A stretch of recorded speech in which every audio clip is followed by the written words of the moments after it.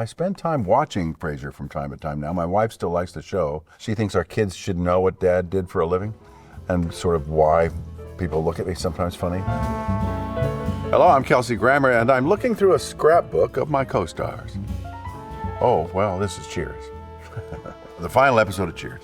As I see this nice quotation here from John Ratzenberger. Being together brings back some great memories from a show we're all very proud of. John Ratzenberger. He is a lovely guy. Of course, George is gone now. We're all lying on top of George, basically. I always loved Rhea Perlman. We get along great. Still do. Still see her once in a while.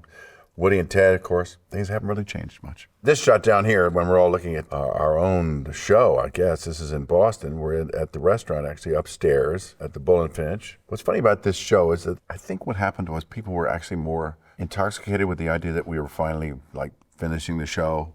There was kind of a nervousness about it, a sort of sadness about it that everybody was, not acknowledging. And so they pretended to be having more fun than they actually were. I actually wasn't drinking at the time, so it was not the festive romp lubricated by alcohol that everybody thought it was. But it was everyone pretending to have a really good time, probably so they wouldn't be crying. Oh, dear. This shot here, I believe, is at Woody's place in Malibu. We showed up there for a little while just to hang out. He took a place there for a while during the Cheers years, and Woody and I got along pretty well. We did some adventuring together. And then there's I call this a blackmail photo. I didn't like my look back then, this time of life. I think they were sort of curling my hair under, and I thought to myself, why do I have this strange sort of pompadour look that I have? But I got over it. And with Sam, with Ted Danson. Ted's a good pal. With television shows that have a long run, you really do start to experience one another as family members. And with Cheers, we certainly had that. But what was most memorable about our relationship on Cheers was when we go upstairs and play foosball, George, Ted, me, and Woody. That was the foursome that ended up playing most of the time, well into the morning hours. Sometimes we'd finish shooting around 12:30 or 1 o'clock. We'd be there till 4 a.m. still, having a beer and cursing one another and entertaining each other with our sportsmanship. It was a wonderful time. I cherish those days. They were great. I remember it fondly. Always will. And then we move into the Frasier years. There's one of our first. We'll work for lattes. It's fun. Hello, this is Dr. Frasier Crane.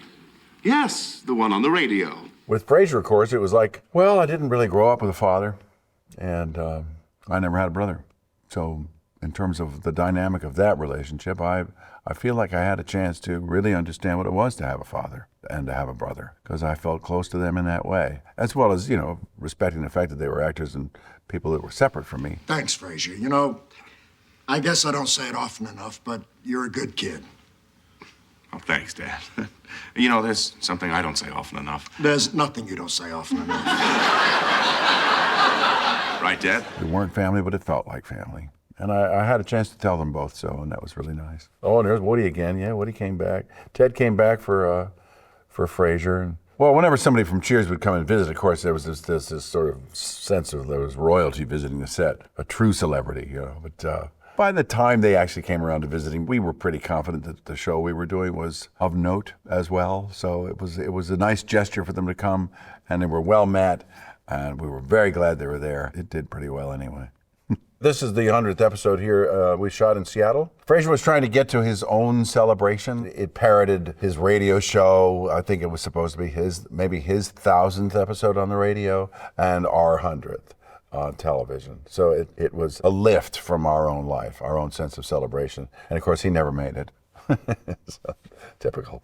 Once in a while, we would shoot on location, but we didn't actually feel like we had enough control over the laughs and stuff like that because we got so used to having the live audience. We never felt like we were at our best unless we were on the stage, on one of the sets, and the audience was with us, like sort of every step of the way.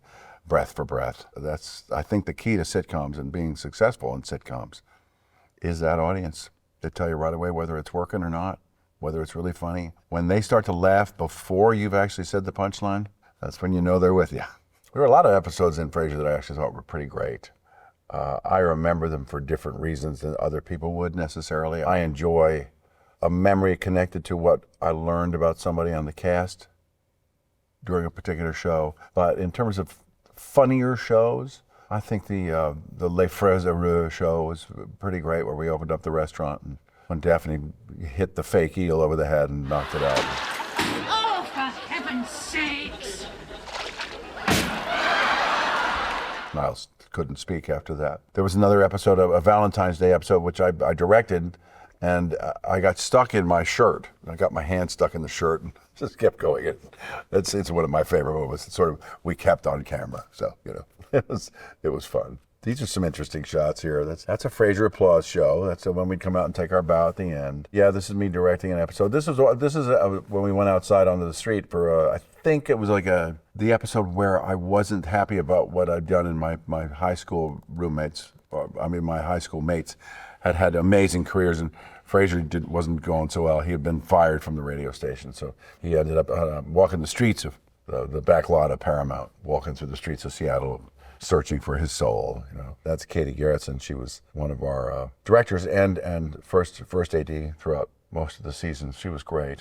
This here is the premiere of Toy Story 2. Tom, he showed up in this beard that day, and I thought, wonder what that's all about. And then 6 months later, he was saying goodbye to Wilson or whatever, or Voight, or piece of sports equipment it was. So that became apparent. Tim Allen's one of the funniest people alive, and I really respect him and adore him. I know a lot of people that still remember Stinky Pete with some enmity.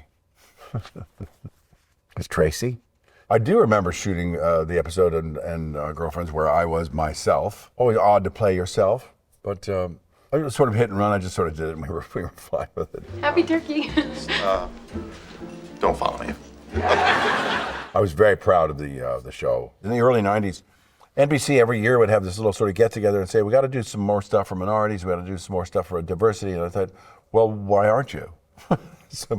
so I'm, concocted a directive, at least to the people that I developed with, and said, well, let's think of something. Let's get something going. And we found Mara Bracca-Keel, who was a terrifically gifted young woman, and she pitched this idea of Girlfriends, and we loved it. We went about casting the show, and I was really, really proud of it. It's still a successful show in terms of, how people remember it. Unfortunately, the writer's strike came along and kind of killed Girlfriends. Girlfriends had established a great audience, and people were looking forward to a finale, I think. I'd love to bring it back someday. We're still kind of talking about it. This photo here is from 30 Rock. I think this was the Best Friends Club, I think.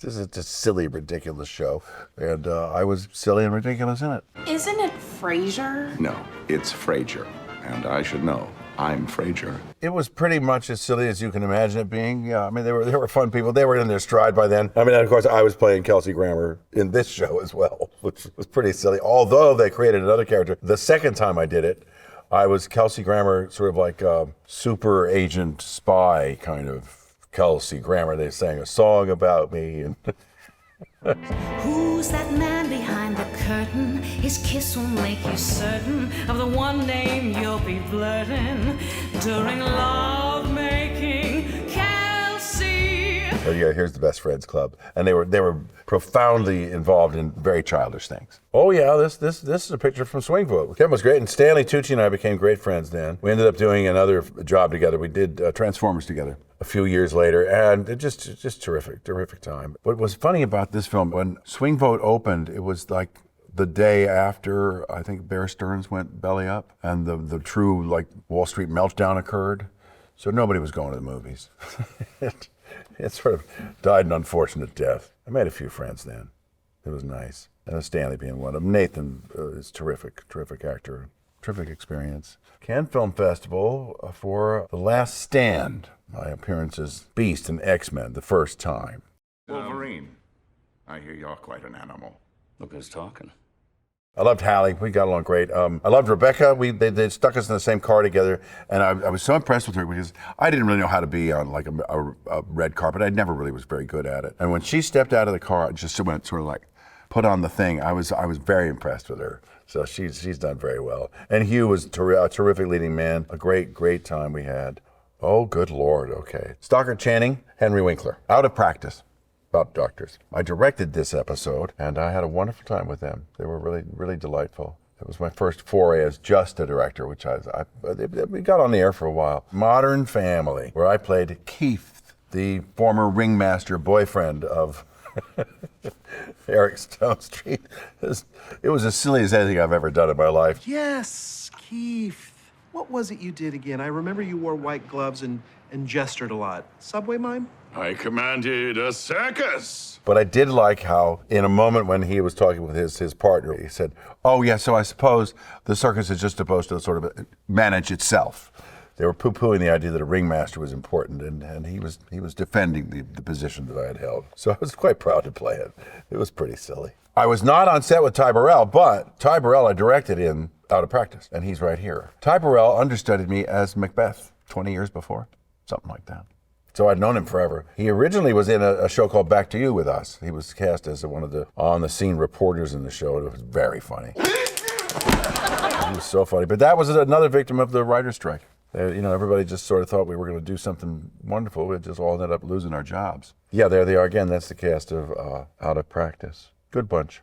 This is a show I did with Martin, who was playing a lawyer. Martin was terrific in it. It was a fun experience. We had a good run at a couple of shows and enjoyed it. I directed a couple of them, and I really loved working with Martin. He was so funny. This here's another blackmail photo. This poor man, I mean, maybe he was just faking this, honestly. I have no idea when that was taken or why, but he may have been tired. Yeah, he was carrying a lot on his plate back in those days.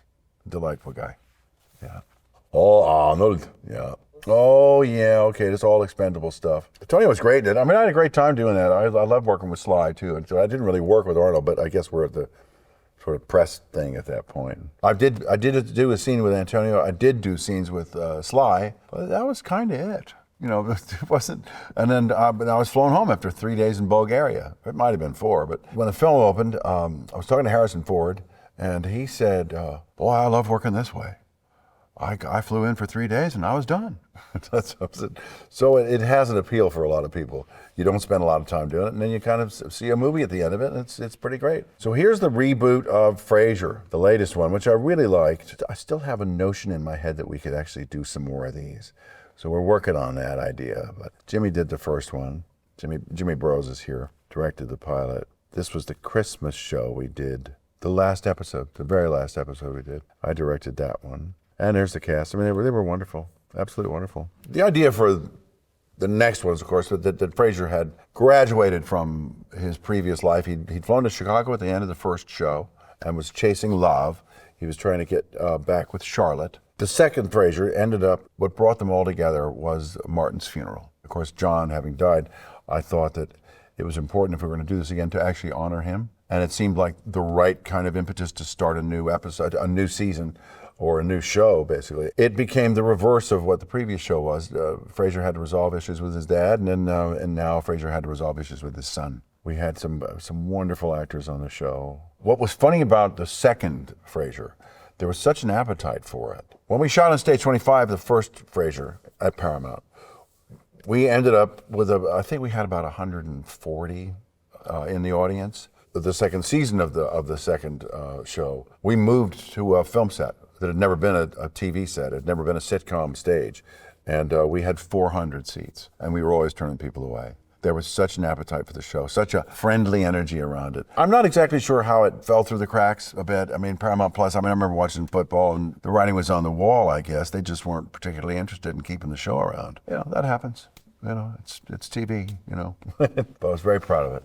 Wonderful show. And here now is Turbulence, film we did last Christmas, just before Christmas. I had a foot surgery about 2 months before we shot this, so my foot was still in a cast. But it was convenient that all we did was shoot inside the gondola of an air balloon. So I didn't ever have to be on camera anywhere below the waist. It was a great bunch of actors. I mean, I loved Olga and Hera and Jeremy. They did a great job. Basically, presumptive joy of a bucolic day skirting over the Alps was turned into a nightmare. So Harry was affable, friendly, avuncular. He was the guy that you thought, he's looking after these kids. He does his best. I can't say more than that. Mayday, Mayday. Once we got in the basket and started working with all these people, we ended up with a real camaraderie and a connection. And I liked all of them. Harry provided the wisdom. I mean, there's a moment in the film when the young man finally, it becomes clear that he's done something not particularly smart, and Harry just sort of rolls his eyes and thinks, you just wish you could take it back and say, I want to do it better this time, But he's a good man in a difficult situation. This particular film, I think I was there for about 6 days. I think they shot maybe 18 days. It wasn't too long a shoot. But of course, it being sort of, a claustrophobic set, it was both a device for the film and also probably expedient for shooting on a smaller budget. But it turned out to be really great. I was very proud of it. I think they did a hell of a job. You know what? I keep playing different roles based upon whether or not I've ever done it before. There are more of those coming out. I've done a few of those lately. There's a shark movie coming up. There's a film where I play a park ranger coming up pretty soon, and I take on a mountain lion gone wild. So I'm not sure how that's going to turn out, but I just like trying different stuff. So a lot of things coming up.